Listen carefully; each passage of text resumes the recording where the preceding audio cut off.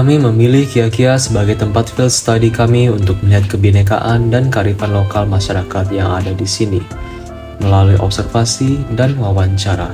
Kebetulan di sini kami mendapatkan kesempatan untuk melakukan wawancara langsung dengan ketua UMKM Kia-Kia ini. Selamat malam Mas. Kalau boleh tahu ini namanya siapa Mas? Yusuf. Ya. Nah Mas, langsung saja Mas ya. Kia-Kia ini berdirinya sejak kapan Mas kalau boleh tahu? Berdirinya sejak September tahun kemarin.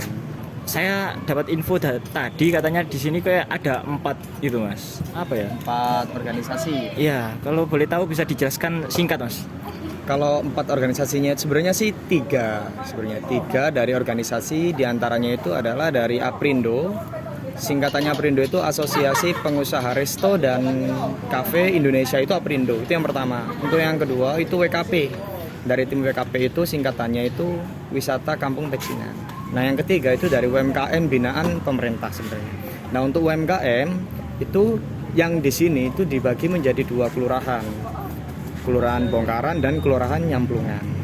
Di sini kan kayak bervariasi atau lebih tepatnya kan gak satu suku saja gitu Mas. Iya. Nah itu tingkat kerukunan di sini itu menurut Mas itu gimana Mas? Kalau kerukunan di sini, alhamdulillah sampai saat ini belum ada konflik apapun. Walaupun dari sini tuh nyampur dengan ras mana aja. Dari Cina juga ada, dari Jawa juga ada, dari Madura juga ada, dari Arab pun juga ada. Itu nyampur kolaborasi jadi satu. Jadi kami bisa bersinergi memang. Selama ini nggak ada apa-apa, nggak ada masalah apa-apa. Mas, apakah masih ada budaya yang kayak tinggalan dulu atau sudah alkulturasi atau gimana gitu Mas? Bisa diceritakan Mas? Dari budaya sebenarnya di sini itu kalau dulu pas pertama kali buka dari budaya-budaya China itu masih diselenggarakan seperti Cap Gome, itu kan budaya Cina sebenarnya. Hari besar itu kayak seni budaya kayak barongsai dan tari-tarian yang dari China itu masih diselenggarakan. Cuman untuk saat ini mungkin karena pemerintah kota itu banyak eventnya, jadi sedikit lebih nggak diperhatikan mungkin. Karena event di Surabaya banyak banget gitu. Iya. Kalau misalnya dari Kia-Kia kalau nggak disupport dengan adanya event budaya-budaya dari terkait itu ya susah. Tak hanya itu, kami juga mewawancarai para pedagang lainnya untuk menambah sudut pandang mengenai budaya dan kebinekaan yang ada di Kia-Kia. Namun, nampaknya kami belum cukup puas dan masih memerlukan sudut pandang lainnya dari warga lokal Pecinan. Oleh karena itu, kami berniat untuk kembali besok hari di jam siang.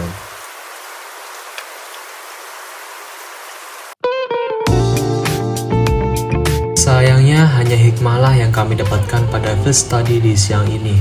Kami tidak mendapatkan satupun narasumber yang dapat kami wawancarai. Namun, bagaikan sebuah takdir, di sini kami dipertemukan dengan Su Doni yang nantinya akan memberikan kami tur sejarah dan budaya di kawasan Pecinan, Surabaya. Yang artinya, perjalanan kami ke lokasi kedua dimulai.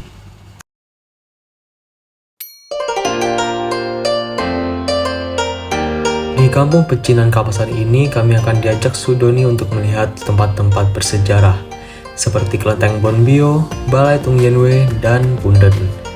Bahkan kedai ini juga memiliki sejarah, yakni sebagai kedai orang-orang perguruan kungfu di masa lampau. Papa saya dari Tiongkok, Guangdong, Ningxian. Jadi papa saya asli orang Tiongkok, ibu saya asli orang Jawa. Sebelum kami melanjutkan perjalanan, kami diberitahu Su Doni tentang tata cara salam nantinya. Ini huruf Ren, bahasa Mandarin atau kuoinya Ren. Ren itu manusia atau orang tua kita, papa mama kita atau bapak kali ibu. Nanti tangannya kalau masuk ke begini, yang kanan ditutup dengan yang kiri. Sambil mengikuti tur Su Doni, kami juga mengobservasi lingkungan sekitar untuk melihat kearifan lokal yang ada.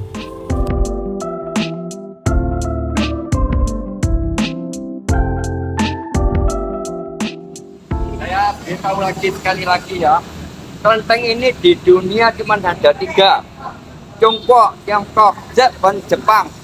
Ini Jepang, Indonesia sini, Indonesia, Cucai Kapasan. Ya di sini nih, jadi lain negara tidak ada. Hebatnya di situ, jadi kalian masuk sini termasuk sudah hebat banget. Kelenteng ini ya ajarannya kebajikan dan kebijakan. Jadi bedanya kelenteng ini dengan kelenteng lain, kelenteng ini bukan sen, bukan dewa dewi. Dan di sini adalah Lao Tzu. Lao Tzu itu guru besar. Jadi ajarannya di sini tidak boleh menyembah patung. Di sini memakai papan suci, jadi tidak ada patung. Patung di sini hanya profil untuk dilihat. Oh, ini loh Nabi Konghucu itu profilnya, tapi tidak boleh disembah.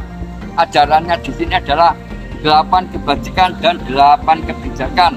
Kamu harus berbuat baik dulu, baru diberi Gusti Allah talenta yang terbaik. Itu ajaran. Selanjutnya, Sudoni menjelaskan satu persatu arti atau filosofi dari setiap arsitektur dan furnitur di kelenteng ini. 4 pilar ini filosofinya 4 penjuru lautan, semua saudara. Jadi orang Tionghoa tidak pernah membeda-bedakan apapun. Asal kalian mau masuk sini, ya tujuan baik, monggo. Umpama kalian dari ajaran mana, mau kesini, mau umpama mau ikut ibadah, monggo. Jadi di kelenteng sini ada 3 unsur pembangunannya, ya. Bawah ini dari Belanda, ya. Atas hubungan semua ini dari Tiongkok. Jendela dari Kejawen. Jadi luar biasa. Kalau renovasi itu saya kira pasti ada, tapi tidak sampai merubah kelenteng ini. Kelenteng ini dibangun pada 1883, ya, masih menghadap ke belakang, ya, menghadap ke belakang. Terus akhirnya orang Tionghoa di sini yang punya penggagasnya itu Go Tai Li sama Li Kyong Kyong, penggagasnya 2 orang Tionghoa. Akhirnya minta sama penjajah Belanda untuk dihadapkan ke muka. 1902 mulai dibangun menghadap ke muka sampai 1909. Sekarang saya cerita pintu 5, ya, pintu 5. Jadi 5 pintu ini artinya atau maknanya 5 panca indera kita. Kalau diberi Gusti Allah yang terbaik, ya ojo sampai berbuat yang enggak ada. Kalau bisa yang baik. Lukisan ini suku Tionghoa itu kalau membangun tempat ibadah pasti dekat dengan sungai, ya, dan sungai itu memang dekat dengan sini. Kalau kita mundur ke zaman dulu, mungkin 100 tahun yang lalu aja sungai Penggirian ini masih bening, ya. Jadi suku Tionghoa ini kalau membangun pasti ada filosofinya. Yang ini adalah unsur air, yang itu adalah unsur api. Itu kan gunung berapi. Jadi jadi itu adalah ini maknanya. Ya apa? Yang itu apa? Keseimbangan. Keren. Ada tawa, ada tangis, ada lagi, ada perempuan. Jadi macan ini, tapi saya nggak berani nyebut macan sebetulnya. Ini disebut cili, ya. Ini adalah maknanya juga keseimbangan. Jadi manusia itu kalau dalam hidup jangan kaget, saiki nangis mending guyu terbahak-bahak, jangan kaget, itu pasti kita alami. Jadi disyukuri aja. Suku Tionghoa itu selalu menghargai pemberian Wang Dian Sangti atau Dienkong. Jadi suku Tionghoa itu selalu menghargai Gusti Allah, ya. Jadi kalau kita membangun sesuatu yang dekat dengan sungai, ya, lebih condong zaman dulu itu kendaraan masih jarang, ya, masih banyak yang memakai air, ya, upama perahu atau apa. Jadi memang orang Tionghoa itu selalu mengagumi pemberian Gusti Allah, termasuk alam semesta ini. Jadi orang Tiongkok sama orang Jawa, ya, suku Jawa, mbokku ya wong Jawa, ya, podo, tidak ada bedanya. Jadi kelenteng itu tidak semuanya kelenteng di Surabaya itu Cina kabeh, tidak, malah banyak yang kemasukan kejawen. Jadi setiap ornamen yang di sini juga ada artinya. Apa Setiap gimana? bentuk gitu ya, ada artinya.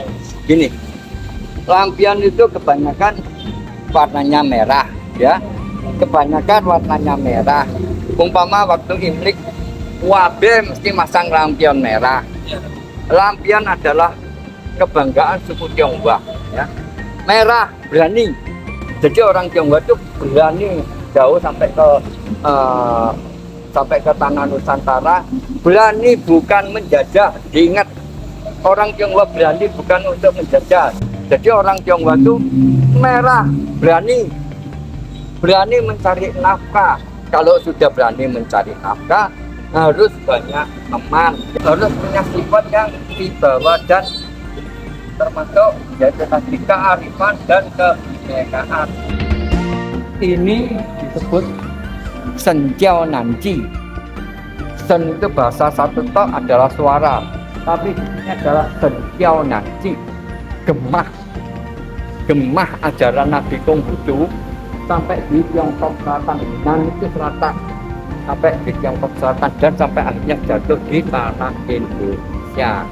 Itulah, dan perangkat ini bukan buatan Indonesia, tidak, perangkat dari Tiongkok asli, masih Kekaisaran Manjing Sipai atau Kekaisaran Guangzhou. Jadi perangkat ini sangat-sangat kuat. Selain menjelaskan masing-masing filosofi dari arsitektural, Sudoni juga memberitahu cara beribadah di kelenteng ini. Sudoni menghadap ke sana, di luar. Tangannya Sudoni 1, 2, 3. 3 tadi sudah diperhatikan, tangannya Sudoni begini, itu berhadapan dengan Gusti Allah. Ya, berhadapan dengan Genkong. Kalau bahasa Mandarinnya itu Genkong atau Wang Gen Sangti. Kalau di Indonesia adalah Gusti Allah. Berhadapan dengan Gusti Allah, setelah berhadapan dengan Gusti Allah minta izin gini-gini, baru tangannya turun. Itu berhadapan dengan nabi-nabinya. Tadi Sudoni juga di sini juga sama Wang Gen Sangti dulu keturun sama Nabi Konghucu. Sudoni berdoa untuk kalian, juga permisi. Jadi bagaimanapun orang Tionghoa itu, kalau sekarang kalian sudah mulai memahami, sama dengan ajaran-ajaran yang lain, tetap Gusti Allah dulu dinomor-satukan. Cuma sebutannya berbeda. Mereka menyebut Wang Gen Sangti, yang Maha Kuasa Pencipta langit dan bumi, atau Genkong. Bisa dikatakan Gusti Allah itu mereka bilang Sangti. Sangti itu yang punya alam semesta ini. Dan selesai sudah observasi kami di kelenteng ini. Sebelum kami lanjut ke Balai Tung Yen Wei, Sudoni bilang bahwa kami beruntung karena malam ini akan ada latihan barongsai. Sehingga kami pun beristirahat sejenak sambil menikmati pertunjukan barongsai.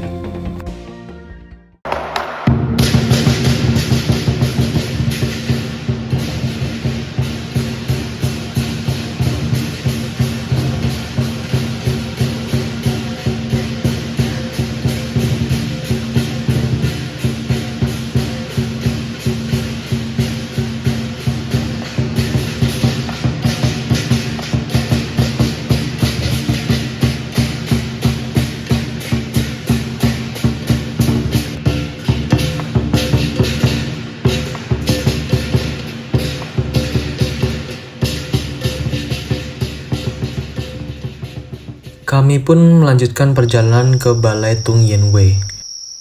Oh, Palawihara. Tapi bisa membaur dengan suku-suku yang lain. Jadi kita orang Tionghoa dengan siapapun tidak ada derajat rendah tinggi. Semua sama. Jawa, Cina, Madura, semua sama yang ada di sini. Itulah kampung sini. Tapi orang ada yang Tionghoa. tidak sama, Pak. Apa toh Masmu? Tingginya. Sing tak maksud bukan itu Mas. Oh, bukan itu ya. Bukan kantongnya. Sing beda niku kantongnya kok tebel aku tipis. Aku tipis ya. Yo, padha mbek aku. Balai Tung Yen Wei adalah bangunan yang dulunya adalah gudang persenjataan pada saat perang melawan Belanda. Kami tidak boleh memasukinya karena masih banyak bom-bom atau granat yang aktif di dalamnya. Bala ini selain sebagai gudang senjata juga sebagai tempat menyembuhkan luka para tentara Indonesia waktu dulu. Sehingga bisa dibilang bala ini merupakan bukti bahwa masyarakat Tionghoa kala itu ikut berpartisipasi dalam mempertahankan Indonesia. Dan di sana ada salah satu gang, kalau zaman sekarang, generasi sekarang pasti tidak tahu, di sana disebut Gang Mayor. Di sana, ya tembusannya sini, Gang Mayor ini zaman dulu ada orang Cina yang punya kekayaan yang cukup banyak, termasuk bisa dikatakan kaya, diberi pangkat sama Belanda, mayor, diberi upeti tiap bulan sama Belanda untuk meredam buaya kapasan. Tadi sudah menyebut ya, orang Tionghoa di sini punya nama besar buaya kapasan yang ditakuti oleh Belanda, juga orang-orang yang jahat. Indonesia tetap Indonesia. Jadi orang Tionghoa ini selalu menentang Belanda. Jadi orang Belanda dulu kalau mau masuk sini mikir 1000 kali, pasti dibunuh. Itulah orang Tionghoa yang ada di sini. Setelah itu kami berhenti sejenak di depan Punden dengan Sudoni yang memperkenalkan kami kepada leluhur di Punden ini. Jadi Punden ini adalah pantilasan, bisa dikatakan menunjukkan bahwa suku Tionghoa di sini begitu luar biasa. Wong Cina tapi ndek Punden, wong Jawa dhewe akeh tinggal ndek Punden.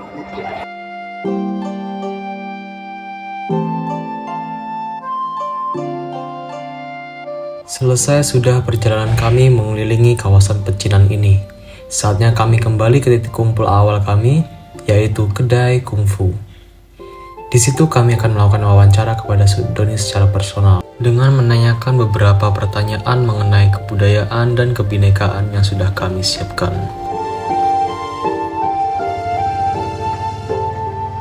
Selamat malam, Su. Perkenalkan, kami dari kelompok 9 PDB 77. Boleh minta waktunya untuk wawancara?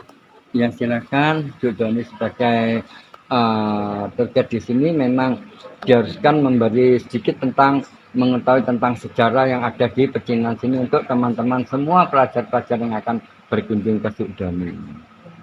Oke, So. Untuk pertanyaan pertama nih, So. Kesehariannya masyarakat di sini itu memakai bahasa apa? Apakah masih melestarikan bahasa Mandarin? Tidak. Masyarakat di sini kesehariannya memakai 4 atau 5 bahasa. Ono Jawa, ono Madura, ono Cina daerah, ada Cina singkek, ono Mandarin juga. Jadi memang masyarakat sini mulai zaman dulu sudah bisa dikatakan begitu menyatu dengan suku-suku yang lain. Termasuk di sini banyak orang-orang yang suku Madura nikah dengan anak orang Cina Totok, dan putra-putri mereka banyak yang ikut di dalam Islam. Untuk yang pertanyaan kedua nih, So. Apakah masyarakat di sini merasakan ada tantangan sebagai etnis Tionghoa dalam lingkungan masyarakat Surabaya? Tidak ada. Jadi sama sekali masyarakat di sini, terutama suku Tionghoanya, sama sekali tidak pernah punya perasaan semacam itu. Malah suku Tionghoa di sini bisa dikatakan pelopor, salah satu orang Tionghoa yang mempunyai sifat karakter menyatu dengan suku-suku yang lain. Satu contoh, Kelenteng Bunbyong tadi kita datangi itu adalah bisa dikatakan benteng terakhir bagi suku Tionghoa yang ikut memperjuangkan tanah Indonesia. Untuk pertanyaan selanjutnya nih, So. Bagaimana kehidupan warna Muslim yang ada di kawasan Pecinan ini? Apa itu? Jadi masyarakat Muslim sama masyarakat Tionghoa ini bagaimana? Tidak ada masalah sama sekali. Kalau di sini umpama ada hari raya Idul Fitri, ya, ada hari raya Idul Fitri. Suku-suku Tionghoa di sini, terutama yang ada di Kelenteng, yang mulai kelihatan ya, ikut memberi salam atau memberi ucapan selamat kepada semua yang merayakan hari raya Idul Fitri. Sebaliknya, kalau ada masyarakat di sini yang ikut Natalan, kita juga saling mendoakan. Terutama kalau ada Imlek di sini sangat ramai. Suku Tionghoa di sini banyak yang merayakan Imlek dengan pakai baju merah. Untuk pertanyaan selanjutnya nih, sejarah singkat dari wisata ini.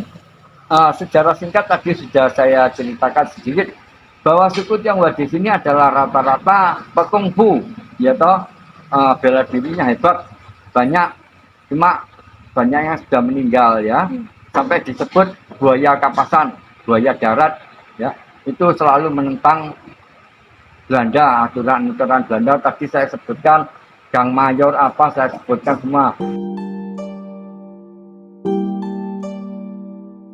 Memberi yang terbaik pada kalian, sudah percaya sama Sudoni.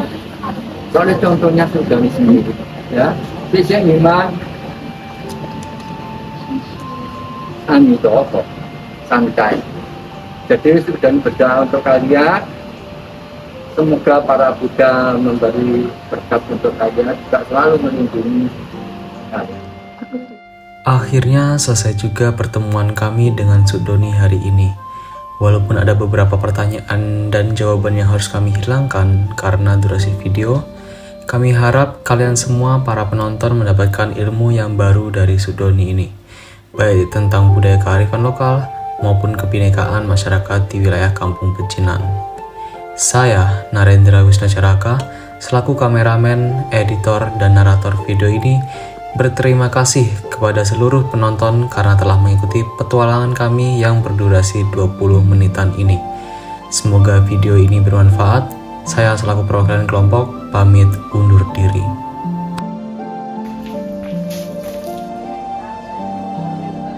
Kenapa coba?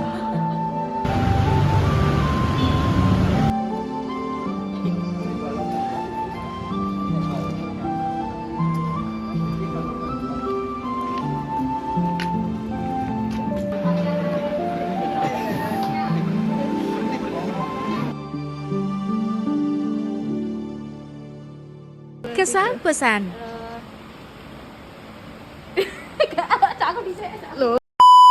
Oke guys, jadi kesannya hari ini itu seru banget. Pokoknya semuanya dijelasin lengkap dari kawasan Pecinan ini. Pesannya sendiri juga, pokoknya di sini toleransinya sangat kuat ya, mulai dari suku Tionghoa, terus suku Muslim itu sangat kuat sekali. Dari suku-suku yang lain juga parah.